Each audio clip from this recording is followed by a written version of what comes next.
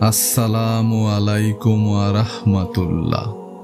প্রিয় ভাই ও বোনেরা, জীবনে এমন কিছু মুহূর্ত আসে যখন মনে হয় আমরা খুব দূরে সরে গেছি আল্লাহর কাছ থেকে।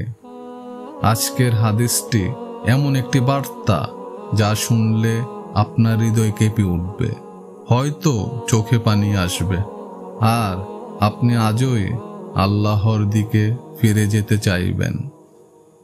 রাসূলুল্লাহ সাল্লাল্লাহু আলাইহি ওয়াসাল্লাম বলেন, যখন বান্দা গুনাহ করে তখন তার হৃদয়ে একটি কালো দাগ পড়ে। যদি সে তাওবা করে, আল্লাহ সেই দাগ মুছে দেন, আর যদি সে তাওবা না করে, সেই দাগ বড় হতে হতে এক সময় পুরো হৃদয় ডেকে ফেলে। ভাবুন তো, প্রতিটি গুনাহ আমাদের হৃদয়ের আলোকে ডেকে দিচ্ছে। এক সময় হয়তো আমরা সত্য মিথ্যার পার্থক্যই বুঝতে পারবো না, হৃদয় অন্ধ হয়ে যায়, তখন ঈমানী অনুভূতিও আর কাজ করে না। কিন্তু আল্লাহ আমাদের জন্য এক অসাধারণ সুখবর দিয়েছেন। তবে যারা তাওবা করে, ঈমান আনে ও সৎকর্ম করে, আল্লাহ তাদের মন্দ কাজগুলোকে নেকিতে পরিণত করে দেবেন। নিশ্চয়ই তিনি অতিশয় ক্ষমাশীল, পরম দয়ালু।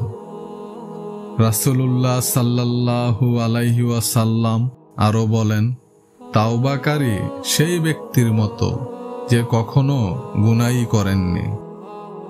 কি দয়ালু আমাদের রব! তিনি শুধু গুনাহ মাফ করেন না, বরং সেই গুনাহকে নেকিতে রূপান্তর করে দেন। সর্বশেষ আল্লাহ তাআলার দরদি আহ্বান শুনুন। হে আমার বান্দারা, যারা নিজেদের উপর জুলুম করেছ, তোমরা আল্লাহর রহমত থেকে নিরাশ হইও না। নিশ্চয়ই আল্লাহ সমস্ত গুনাহ ক্ষমা করে দেন।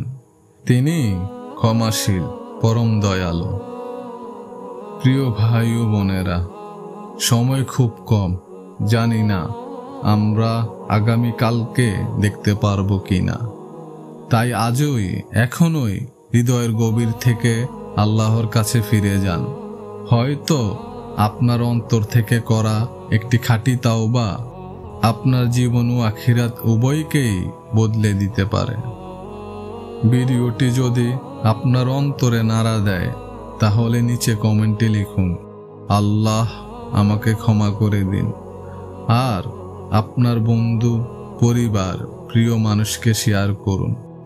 হয়তো তাদের একজন এই তাওবার মাধ্যমে ফিরে আসবে আল্লাহর পথে, ইনশাআল্লাহ।